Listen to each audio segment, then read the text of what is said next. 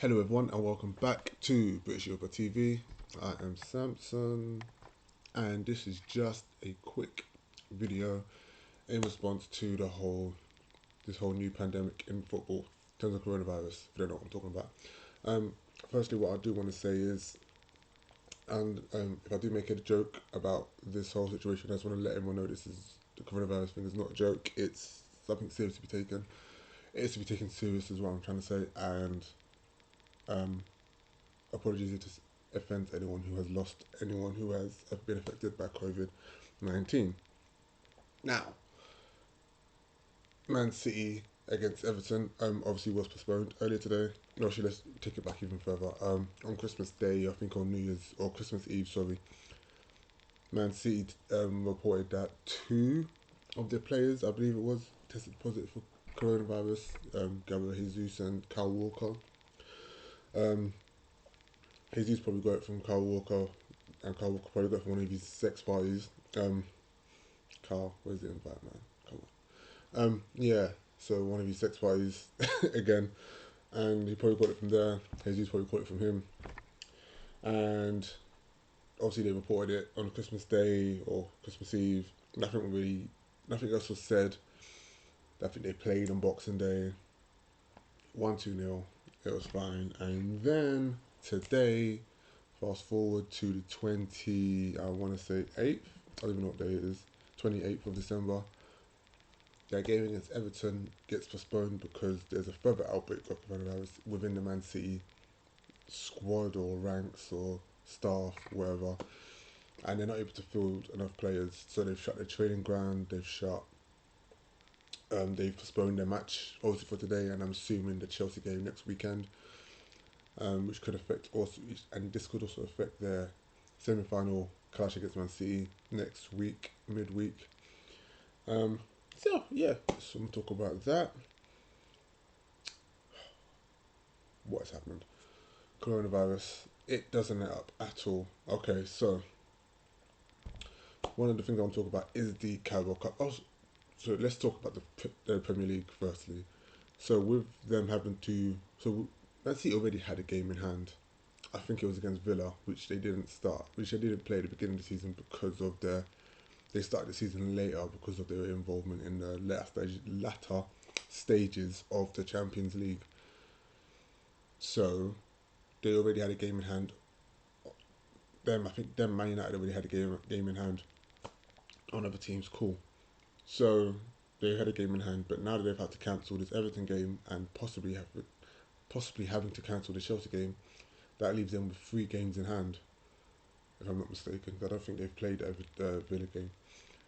So that leaves them with 3 games in hand. So, and considering that Man City are in the Carabao Cup semi-final, if they make it to the final as well, they will be playing, and depending on how far they get in FA Cup, which you assume they will get to at least the sixth or seventh round, quarterfinals at least.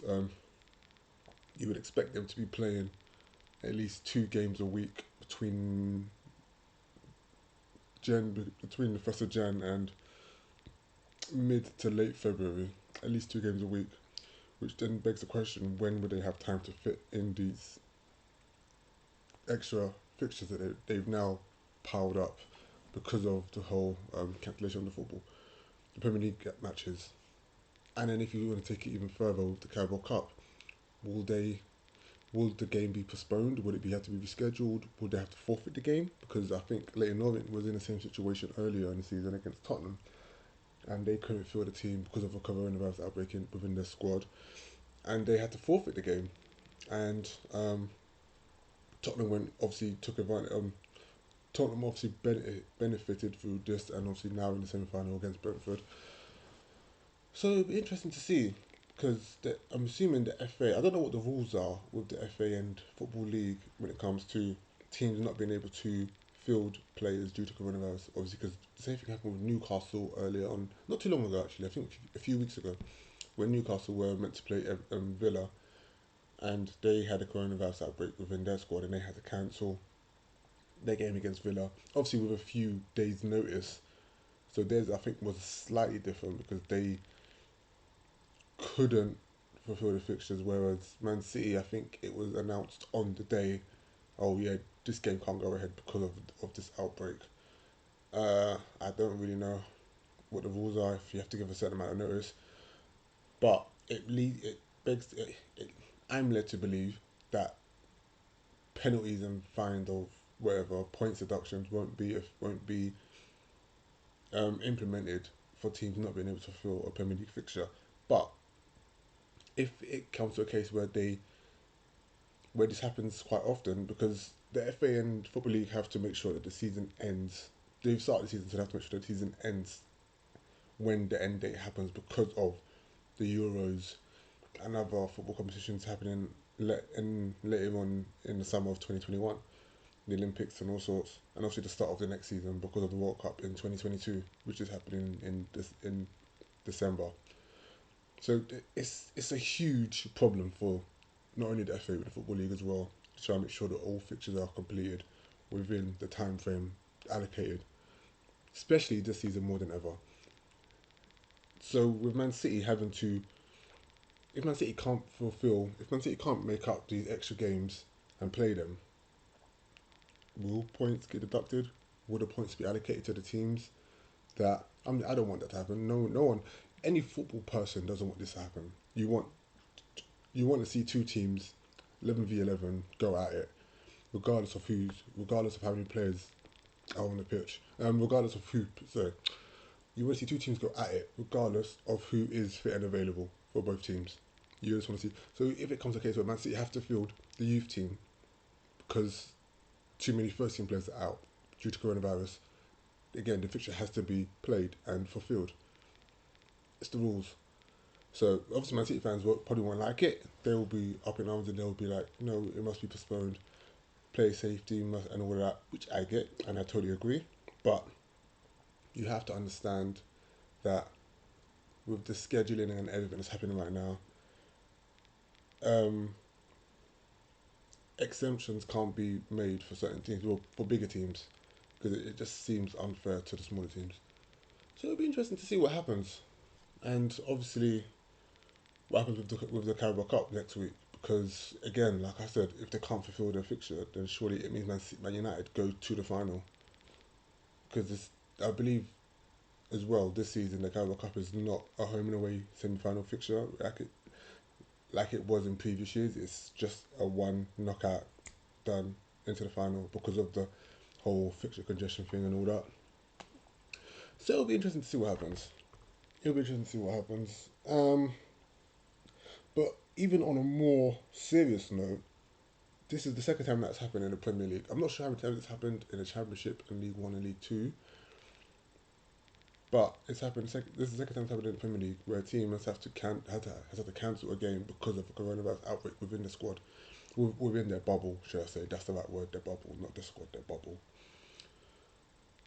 If this happens more, so let's say for instance this weekend, yeah, it's a new year, 2021, the 2nd of Jan.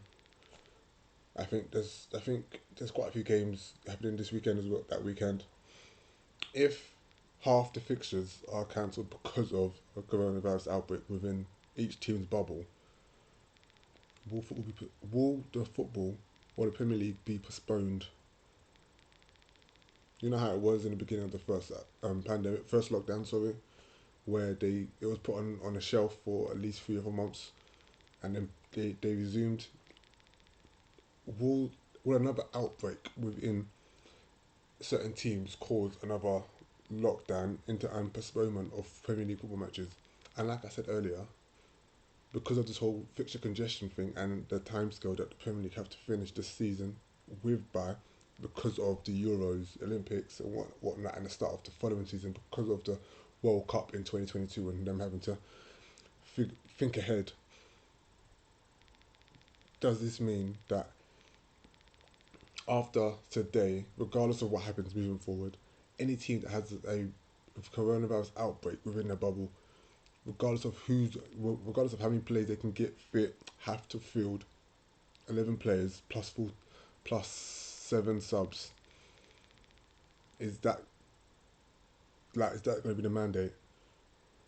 is like it's going to be 5 or 7 subs, I think it was. Yeah, but is that going to be the mandate now? Like, regardless, so even if you have to field your youth team, your under 18s, your under 23s, if you're starting 11, all come down with coronavirus, they don't care.